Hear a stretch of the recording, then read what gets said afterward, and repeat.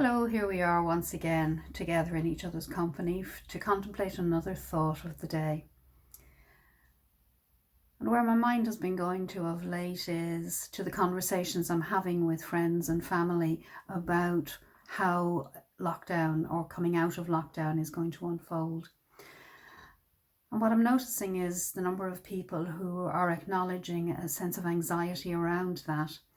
Anxiety around different aspects of things that we may or may not have to do. So for me, one of them is travelling on buses until I get used to the new system of travelling under the current circumstances. For others, it's about the physical contact with people when we meet them, whether to touch feet or elbows, or if it's okay to hug or whatever. For others, it's the anxiety of moving back into a workplace once again.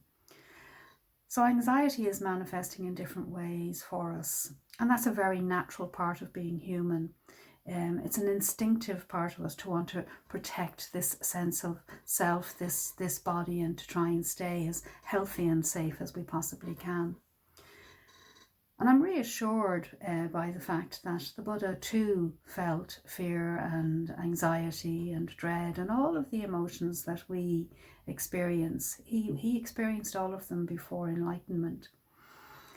And I've been looking at the Fear and Dread Sutta as a result of my thoughts. I love the name of that, the Fear and Dread Sutta.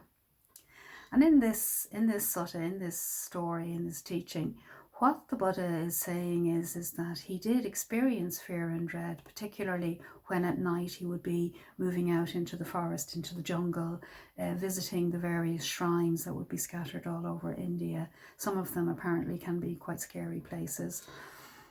And it would be things like maybe the sound of a snapping twig or branch, or the sound of peacocks. And if you've ever heard a peacock screech, you'll probably be able to relate to that. And also just the sound of animals moving around in the darkness. And the Buddha, prior to enlightenment, experienced fear in these situations, or that sense of dread. But in this particular sutta, he also talks about how when he would hear these sounds, he would also experience a thought arising, and the thought would be, what if fear and dread arises? And this is something that many of us can experience before we're even in a situation.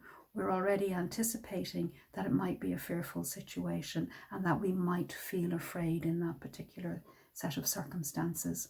So again, this is something very human. But how did the Buddha overcome it?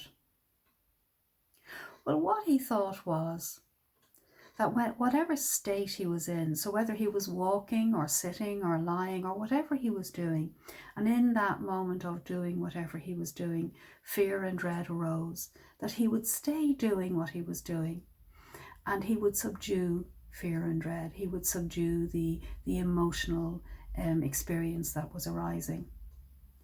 And he doesn't mean in this situation that he would push it down or away, or he would treat it with aversion. What he, in my thought on it is anyway, is that what he's saying here is that he would subdue by turning toward the experience. He would, by acknowledging in the moment that fear or anxiety or anger or dread or whatever was arising within him. And in the process of doing that, something would unfold. Because usually what happens is that when anger or fear or anxiety or whatever arises in us, the mind will actually move toward it if we're not aware of what's happening. So when we bring awareness to our experience, what we're actually doing is that we're removing it by turning toward it. Mindfulness is beginning to arise more strongly within us. And in that process, we're recognizing that the experience passes, even the unpleasant experiences of fear, anxiety, dread. And of course, what this is pointing to is that by bringing mindfulness to our experience, we're also practicing wisdom. We're bringing wisdom to the experience.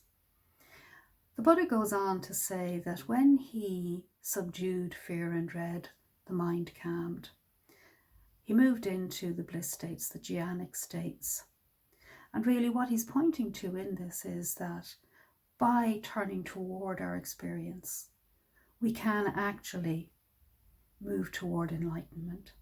So with that thought, I'll leave you until I meet you again. Thank you. Bye-bye.